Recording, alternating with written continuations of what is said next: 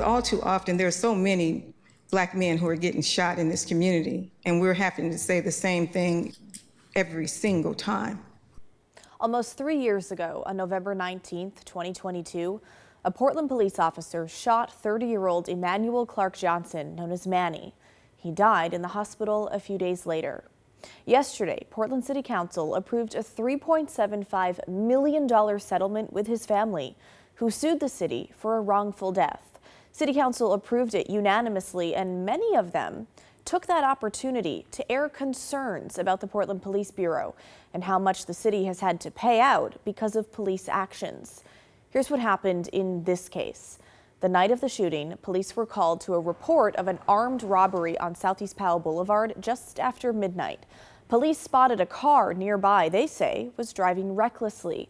They stopped it in a church parking lot, and at least one officer pulled out an AR-15 rifle. Manny Clark-Johnson was behind the wheel, and he got out of the car to run away, but was shot in the back a few seconds later. Turns out, Clark-Johnson was never involved in the original robbery report at all. Police had been chasing the wrong car based on what they admitted was a pretty vague report. The car identified by the victim of the attempted robbery was a dark or unknown colored sedan. The car initially identified by, I believe it was Officer Spear, matched that description. He called it a gray sedan. This vehicle, so Air 1 had come in and it uses a camera that follows a heat signature. The engine, the heat off the engine signature indicated that this had been running very, very hard. And so to that extent, this vehicle matched the description as given by the victim, as identified by Spear, and then as seen by Air 1. Portland Police Chief Bob Day says Clark-Johnson had reached toward his waistband and that the officer thought he might have a gun. He didn't. He was unarmed. But Chief Day says the initial call, armed robbery, did involve a weapon, so he believes it's reasonable that the officers would have thought Clark-Johnson was armed. City councilors this week didn't buy that. The 911 tape said that these were white men who robbed in that particular part of town. And we know that Manny is a Black man, and we know that he had another Black man in the car. And so for us to be so cavalier and say that we didn't have description of the car, but we did know the description of the robbers. And the robbers were white, and Manny is clearly Black.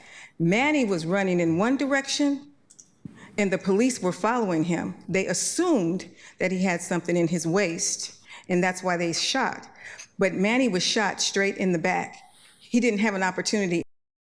In fact, several city councilors said they had a hard time buying PPB's version of the facts, like why, after the officer shot Clark-Johnson, they waited more than 20 minutes to give him first aid, which they're required to do.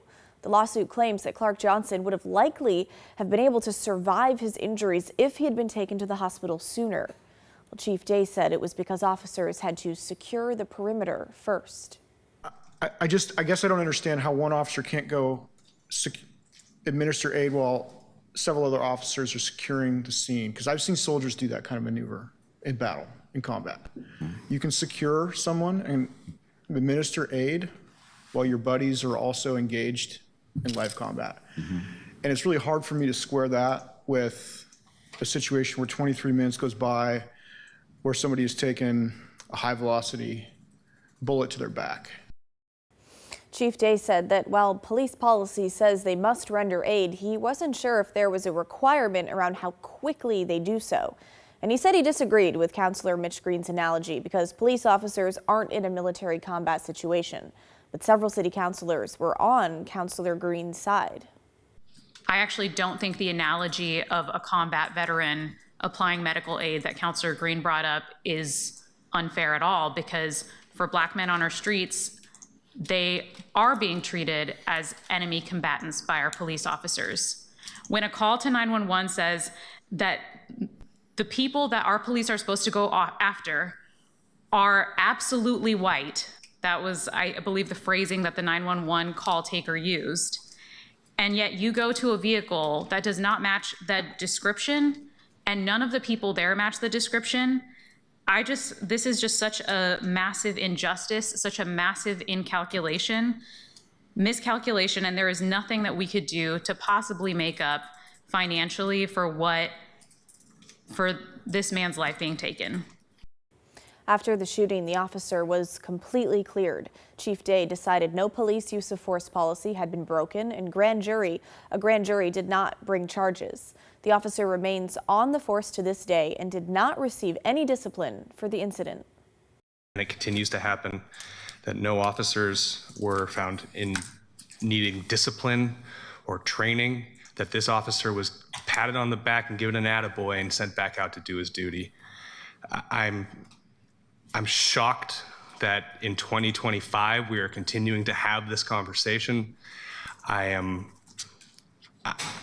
think that Councillor Green was correct in using the analogy of treating this as open warfare, as though this were combat, because that's how we seem to be training our officers. This is not community policing.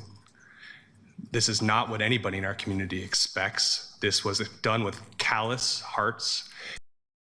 You might remember earlier this year when Council was discussing the city's budget, they voted to move $2 million that had been initially earmarked for the Police Bureau over to the Parks Bureau. It caused a lot of uproar at the time from people saying the city was refusing to invest in public safety. Well, now councilors are saying in light of this settlement, which is nearly twice as high as the money that was moved, that they're going to need to see big changes before police bring them their next budget.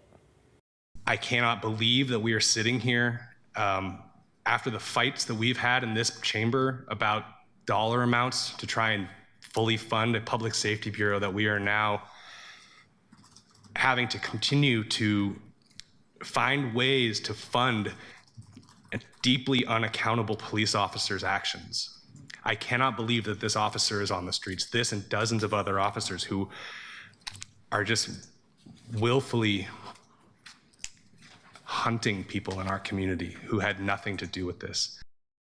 The money for the settlement comes from a combination of insurance and a pot earmarked for settlements that includes money from all bureaus.